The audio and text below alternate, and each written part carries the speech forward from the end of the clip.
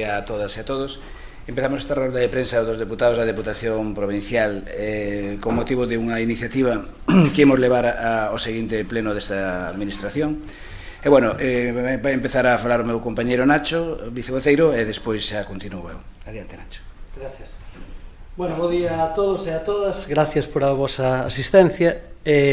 Bueno, a moción que levamos a este pleno creo que é unha moción de a suficiente importancia para poñer en valor e resaltar todo aquilo que se fai mal nunha administración pública, non? Nos referimos ás contratacións, aos procedementos de contratación que se siguen nesta casa a hora de adxudicar basicamente as obras menores, as obras que se dan a dedo, para que nos entendamos ben por parte do señor presidente.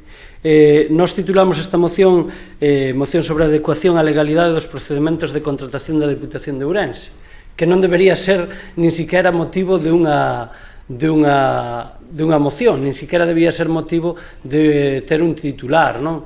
Unha moción, porque aquí o que se adecúa é a legalidade para contratar a dedo o que evidentemente noutras administracións non pasa, non? Queremos poñer en valor que nós xa denunciamos esta situación en numerosas ocasións, pero hai un informe do Consello de Contas que xa de por sí non é unha cuestión somente política, senón unha cuestión que nos fixemos eco dese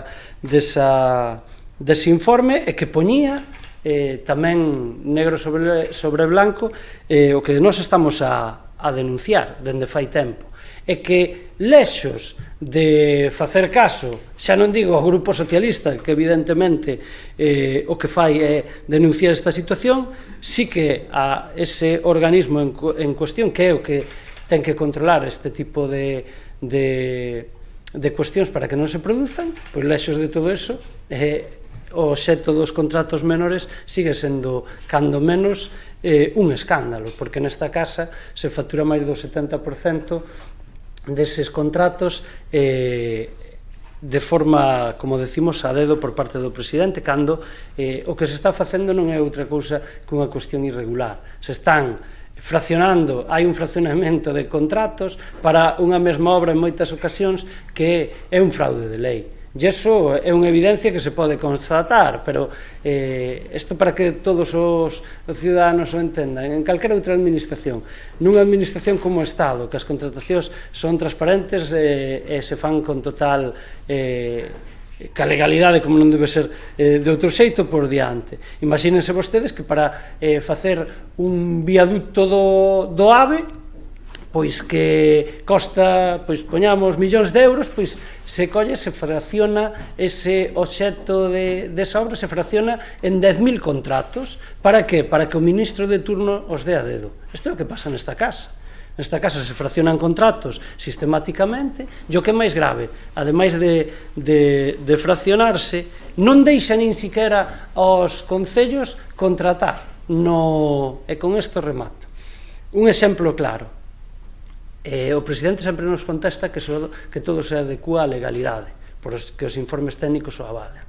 Pero miren vostedes, na contratación que teñen que producir, que se tería que producir por parte dos concellos, do plan de obras, do escaso plan de obras que nos dá cada concello, pois hai unha cousa que Baltar se sacou da manga, que é, si queres adxudicar ti ese contrato, tes que poñer unha cantidade similar non, a mesma cantidade a que a Diputación che dá, os 50.000 euros, máis ou menos. Para que? Para que xa non sexa un contrato menor.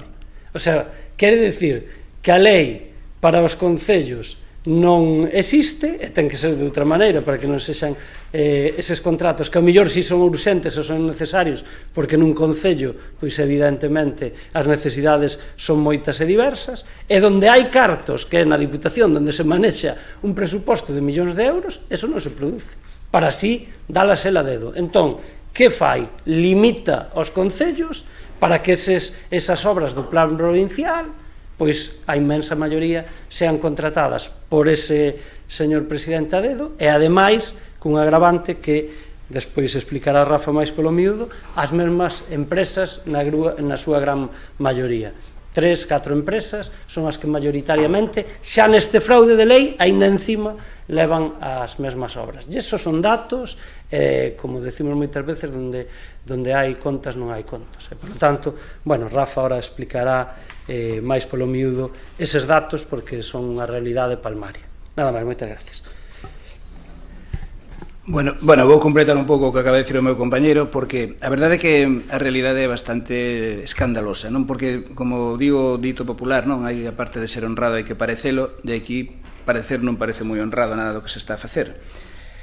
Vamos a dar cifras e vamos a poñer nomes e apelidos. Vamos a comentar que o contrato menor é a forma excepcional de levar a cabo calquer tipo de contratación nunha administración pública. A Lei 9/2017 de contratos do sector público así o di, e incúmplese sistematicamente. Tamén dixo Nacho que os informes do Consello de Contas xa advertiron de isto, pero non só eses informes, sino incluso unha instrucción da propia Deputación Provincial, recente, por certo, na que dice que hai que xustificar que non existe fraccionamento de contrato cando se realizan esas contratacións para poder autorizar a partires dunha data determinada, a partires da data desa instrucción, todas as contratacións que se están a facer nesta Deputación. Eu creo que a propia Deputación xa é consciente de que isto sobrepasou moitos límites. E claro, se isto ademais o unimos a un cambio que houbo no ano 2016, creo que foi, na cuantía máxima dos contratos menores, e que resulta que xustamente esta Deputación Provincial a partir de aí tamén fai un cambio no límite das obras que vai a realizar por contratos menores, é dicir, antes eran un número de obras con límite máximo, e ora outra vez un número de obras superior, pero tamén con límite máximo que ora é inferior a antes, é dicir, non se axustan os presupostos ás obras, que senón que se axusta o importe das obras, o que permite a lei poñer como contratos menores. E claro, eso é bastante sospeitoso. E ademais que todas estas obras caigan nunha gran maioría nunhas poucas empresas, aínda máis sospeitoso, é que pasen os anos e que cheguen as advertencias de todas partes, incluso desta propia casa, e que non se faga nada, xa nos fai temer algo máis. Os datos, como son necesarios para justificar calquera actuación, vounos a dar de modo bastante concreto. Vamos a falar primeiro das empresas que, aparte desde no ano 2018-19, que foi cando se fixo o informe de contas xa saíron reflectidas, nós agora recollemos os contratos que se levan feitos, contratos menores no período desde o 2022. E, bueno, non cambiou nada. De feito, vamos a dar unhas cifras, non? Vamos a dar 5 empresas que capitalizan casi toda a contratación menor, que son as seguintes. Manuel Viso e Hijos, con 2.896.024 euros en cabeza, pasaremos os datos despois, tamén están salindo reflectidos na pantalla, este ranking de empresas que leva contratos menores ou contratos a dedo, sin ningún tipo de xustificación. Camiños de Ourense, 2.578.564 euros. Coviastec, 1.770.768. Explotacións medioambientais, 1.201.301 e Cruzval, 1.160.289 euros en contratos menores. Claro, nesta provincia hai máis empresas que non poden competir, porque estas empresas, nós descoñecemos o motivo, pero seguro que o hai, estas empresas son as que efectivamente se están levando esas obras. En canto ao número de obras, Manuel Viso e Hijos, 75 contratos menores, Camiños de Ourense, 68 contratos menores, Coviastec, 51 contratos menores, Explotacións medioambientais, 31 e Cruzval, 37. Bueno, estamos a falar en definitiva de que se acumulan nestas empresas o de sempre. Sempre falamos que alrededor do 80% dos contratos da contratación pública que se fai nesta Deputación, moita delas en concellos, ademais sobre a base do plan provincial, pois faise concentrada nunhas poucas empresas, xa o 80%, dicía o informe anterior do Consello de Contas, nada ten variado, e isto ten que ter algún tipo de solución. Porque se collemos desde a época en que estaba Baltar gobernando ata o día de hoxe, dos 14.798.382 euros de contratos menores, teñense elevado por esta vía a millóns adxudicados a estas 5 empresas 9.606.949 euros. Estamos falando que son 262 dos 425 contratos menores no tempo que leva gobernando Manuel Baltar a Deputación de Ourense. Se facemos unha análise do que son eses contratos para cada unha das empresas, vemos que se concentran a gran maioría ou a práctica totalidade de todos os contratos no contrato máis alto, a cifra máxica que chamamos nós que é de 39.669,42 euros. Iso é a moda nas medidas de tendencia central, hai media, mediana e moda, como todo o mundo sabe, e que o que mellor califica isto é a moda, aquí todo se leva a moda. Pero a moda é gastar o máximo posible, coller o límite superior, 39.669,42 euros, e aplicarlo justamente a estas empresas. Por exemplo, Manuel Viso e Hijos, dos 75 contratos que ten 54 por esta cantidade. 54, é dicir, o 72%.